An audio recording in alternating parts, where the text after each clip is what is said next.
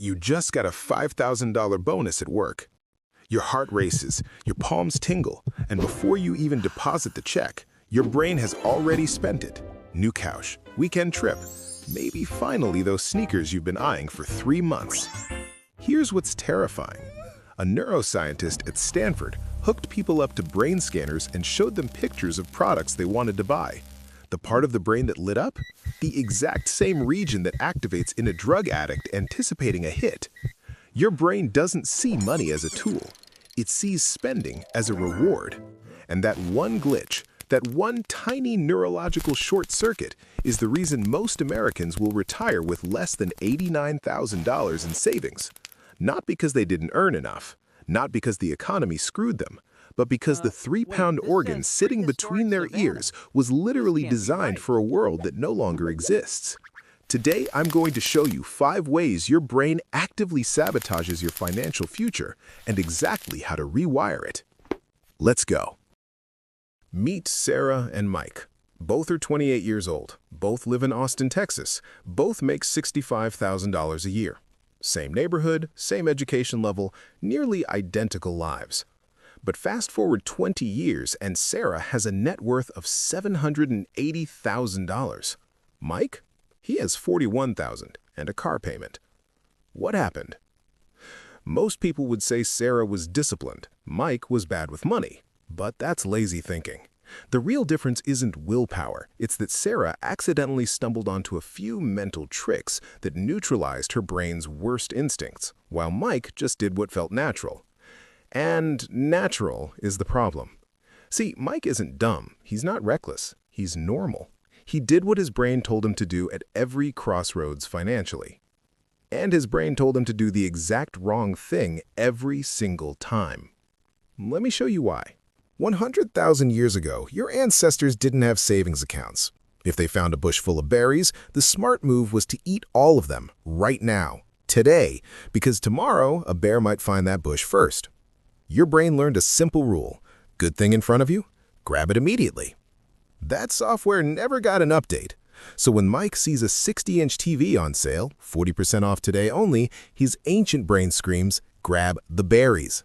The sale price feels like a scarce resource. His prefrontal cortex, the rational part, tries to whisper, you don't need this. But the caveman brain is louder. It always is. Imagine your brain as a car. The emotional brain is a 600-horsepower engine. The rational brain? That's a bicycle brake pad duct taped to the steering wheel. Guess who wins? Sarah felt the same urge too, but she installed a speed bump. More on her in a minute. Brain glitch number 2. The invisible erosion problem. Here's a concept that makes most people's eyes glaze over. Inflation. So let me explain it differently. Imagine you're carrying a block of ice through the desert. That ice is your money. Every year, about 3% of it just melts. You can't see it dripping in real time. It's too slow. But after 10 years, you look down and half the block is gone. Mike keeps $20,000 in a regular savings account earning 0.5%. He feels safe. He feels responsible. His brain rewards him with a little hit of security. But here's the math his brain doesn't do. After 10 years of 3% average inflation, that $20,000 has the purchasing power of roughly $14,800. He didn't spend a dime. He still lost over $5,000. The ice melted while he was feeling good about holding it. Sarah moved most of her savings into a diversified index fund averaging around 8% annually. Did her brain like that? No. Her brain screamed, what if the market crashes? What if you lose it all? But she did it anyway, because she understood glitch number 2.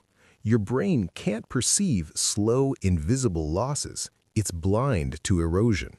It only reacts to sudden, dramatic threats, like a lion or a stock market crash on the news. The slow bleed? Invisible. Brain glitch number 3, the anchoring trap. Mike wants to buy a used car. The dealer puts a sticker price of $18,000 on the windshield. Mike negotiates hard, gets the price down to $14,500. He drives away feeling like a genius. But here's the trick. The car was worth $12,000. The dealer artificially inflated the first number, the anchor, knowing Mike's brain would use it as a reference point. Every price after that anchor feels like a deal by comparison. It's like someone holding a 50-pound weight and then handing you a 30-pound weight. The 30 pounds feels light, but pick up that 30 pounds fresh, it's heavy. Your brain doesn't judge things in absolute terms. It judges them relative to the first number it sees.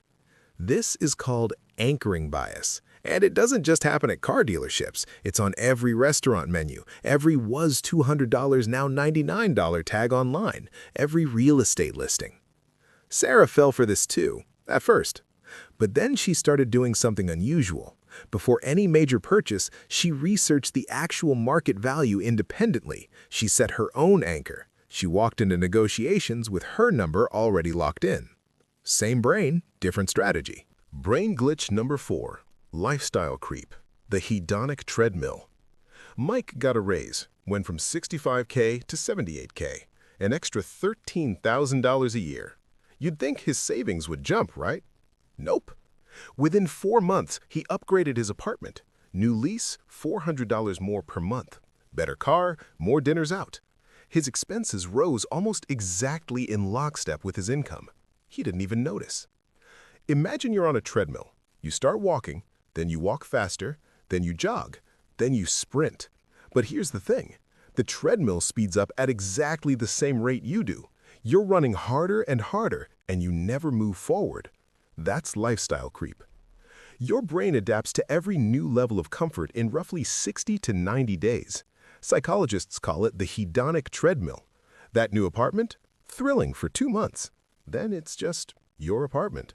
So you need the next upgrade, and the next. Sarah got the same raise. She did something that felt almost painful. She automated 70% of the increase into investments before she ever saw it in her checking account. Her lifestyle improved a little. Her net worth improved a lot. Her brain complained. She ignored it. Brain glitch number 5. Present bias. The $100 test. Researchers asked people a simple question.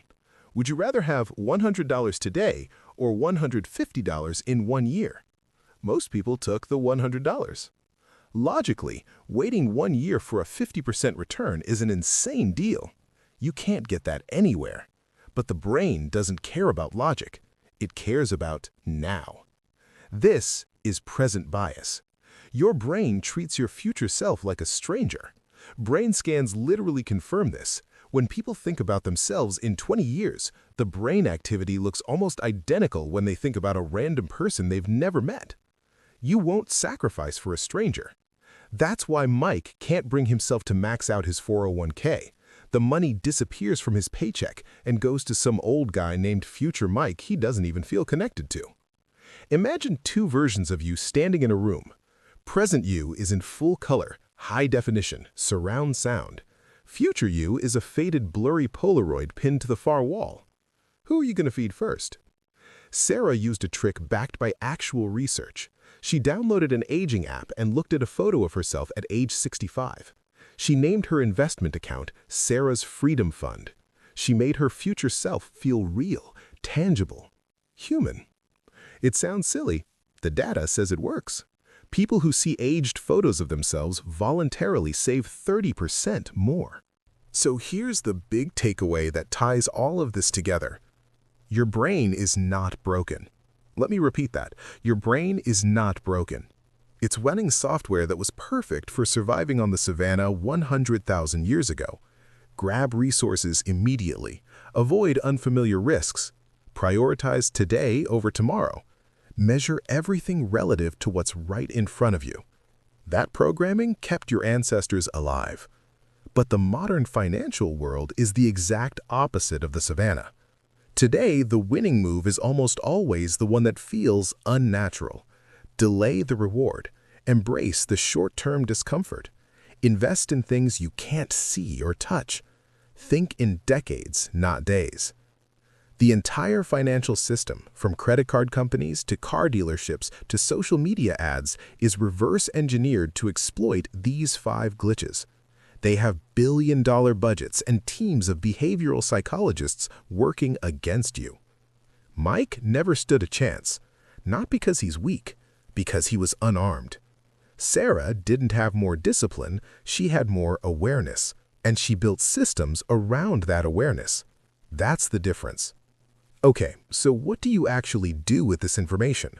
Let me give you 4 concrete moves. Not theory, not motivation, real actions. Move number 1, install the 48-hour speed bump. Any non-essential purchase over $75? Wait 48 hours. Don't say no, just say not yet. You'll be stunned how often the craving disappears.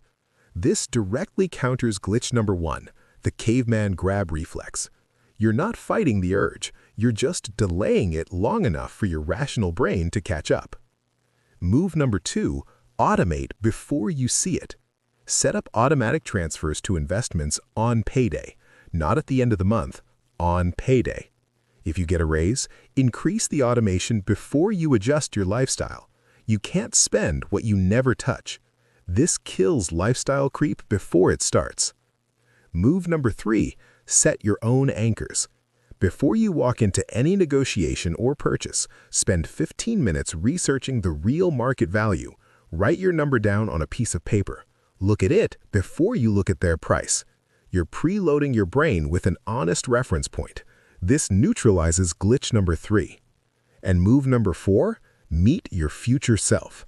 This sounds weird. Do it anyway. Use an aging filter or app. Look at that face. That person is you. Name your savings account something emotionally specific, not savings. Call it My Kid's Future, or Freedom at 55, or Never Depend on Anyone Again. Make the future feel real, and your brain will start protecting it. Sarah and Mike started in the exact same place. Same salary, same city, same brain. 20 years later, they live in different financial universes. Not because of luck, not because of talent, because one of them learned how her brain actually works and built a system to outsmart it. You now know more about your brain's financial blind spots than 95% of people ever will. The question isn't whether you understand it. The question is whether you'll act on it or let the caveman drive. I'll see you in the next one.